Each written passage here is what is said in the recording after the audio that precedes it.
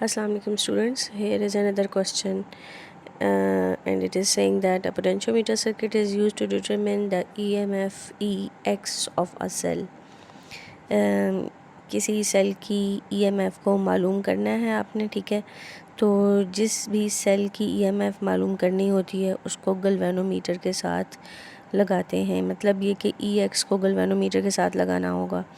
हमें क्यों गैल्वेनोमीटर के साथ लगाना है? क्योंकि बेसिकली पोटेंशियोमीटर में रूल ये होता है कि बैटरी का पोटेंशियल और potential drop across the wire वो जब सेम हो जाता है तो गैल्वेनोमीटर ज़ीरो रीडिंग देता है। सो दैट्स वाई जिस सेल की ईएमएफ मालूम करनी है उसको आपने गैल्वेनोमीटर के साथ लगाना होगा। तो ये गलत हो गया, ठीक है, क्योंकि गैल्वेनोमीटर के साथ ई नॉट लगा हुआ है, ई एक्स नहीं लगा हुआ। ये वाला ऑप्शन ठीक हो सकता है, ठीक है, और ये ऑप्शन भी गलत हो गया क्योंकि गैल्वेनोमीटर इधर लगा हुआ है ई नॉट के साथ, तो गैल्वेनोमीटर को ई एक्स के साथ होना चाहिए क्योंकि आपने बैलेंस पॉइंट मालूम करना होगा। तो ये भी गलत है, सी पार्ट भी गलत है और डी ऑप्शन ठीक हो सकता है। तो ए और डी में से हमें कोई चूज़ करना है जिसमें जिस बैटरी की ईएमएफ मालूम करनी है गैल्वेनोमीटर उसी के साथ होगा ताकि बैलेंस पॉइंट पता चल सके। बैलेंस पॉइंट क्या होता है कि जब बैटरी की ईएमएफ और वायर के अक्रॉस पीडी सेम हो जाएगा तो गैल्वेनोमीटर ज़ीरो रीडिंग देगा। That is the balance point.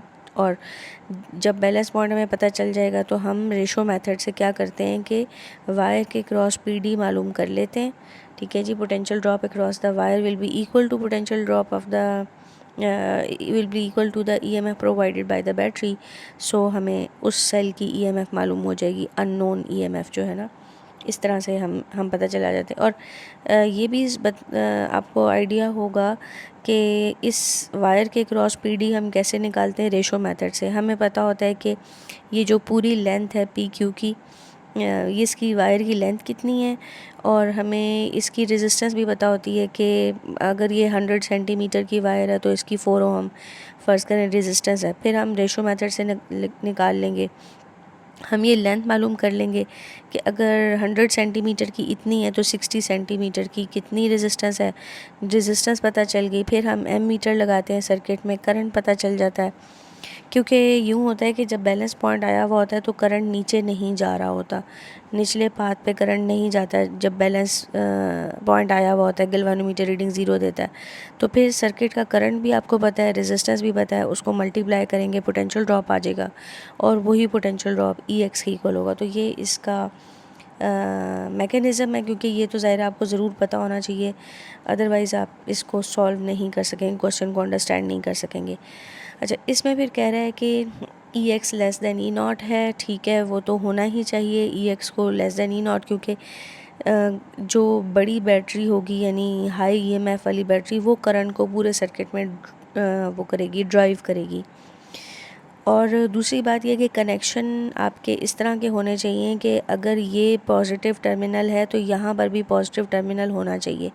अगर यहाँ पे नेगेटिव टर्मिनल है तो सर्किट गलत लगा हुआ है। उसकी वजह ये है कि अगर इस साइड पे नेगेटिव टर्मिनल होगा तो क्या होगा कि आप बैलेंस पॉइंट मालूम कर ही नहीं सकते, क्योंकि इन एनी वे करंट ने नीचे ज़रूर आना है फिर, क्योंकि पॉजिटिव से करंट नेगेटिव की तरफ फ़्लो करता है तो करंट इधर भी जाएगा, इस रास्ते पे भी जाएगा, इधर भी जाएगा लाजमी तौर पे। तो बैलेंस पॉइंट कभी भी नहीं आ सकता।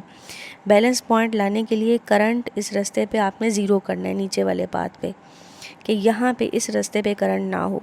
तो ये तभी पॉसिबल है कि अगर इधर पॉजिटिव टर्मिनल है तो आप इधर भी पॉजिटिव लगाएं ताकि बैलेंस पॉइंट अचीव हो सके। ऑल्दो जैसे मैं आपको कहूँ कि ये अगर 10 वोल्ट्स की बैटरी है तो ये मे बी 2 वोल्ट्स की हो, तो अगर इस साइड पे पॉजिटिव होगा तो यहाँ पे +2 होगा, यहाँ पे +10 होगा। तो हाई पोटेंशियल से लो पोटेंशियल की तरफ करंट फ़्लो करेगा, लेकिन जब क्या होगा कि इधर का पोटेंशियल इस 2 वोल्ट्स के इक्वल हो जाएगा, फिर नीचे करंट जाना बंद हो जाएगा।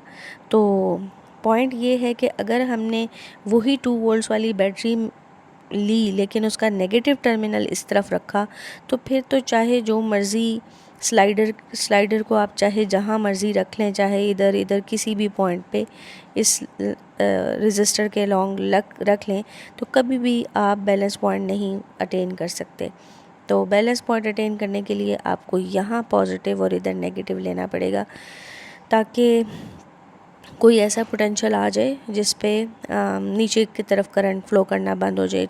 तो आप, आई होप आप समझ गए होंगे कि अगर इधर नेगेटिव टर्मिनल होगा तो कभी भी नीचे की तरफ करंट आना आप बंद नहीं कर सकते, बिकॉज नेगेटिव इज़ 0 वोल्ट। तो यहाँ पे चाहे जो भी होगा, हाई पोटेंशियल से लो पोटेंशियल की तरफ करंट फ्लो करता ही रहेगा। लेकिन अगर यहाँ पे 2 वोल्ट हुआ, यानी +2 हुआ, तो चांस है कि ये अगर +2 है तो यहाँ पे भी 2 वोल्ट आ जाए, तो 2 वोल्ट बराबर होंगे, तो बैटरी जो है ना, सॉरी एम मीटर जो है वो 0 रीडिंग देगा, बैलेंस पॉइंट अटेन हो जाएगा। सो दैट्स वाई ये ए बी पॉसिबल नहीं है हमारे लिए कि हम इसको कंसिडर करेंगे ये ठीक है। तो डी ऑप्शन जो है ना वो करेक्ट होगा, क्योंकि आप देख सकते हैं यहाँ पे नेगेटिव टर्मिनल अगर है इधर, तो इधर भी नेगेटिव है। तो इसका ये मतलब है कि यहाँ बैलेंस पॉइंट अटेन हो सकता है, क्योंकि टर्मिनल सेम पोलैरिटी वाले कनेक्टेड हैं। दूसरा गैल्वेनोमीटर जो है वो भी EX के साथ अटैच है, जिसकी अननोन EMF मालूम करनी है, और सारा सर्किट जो है ना वो अप टू द मार्क है। So answer would be D.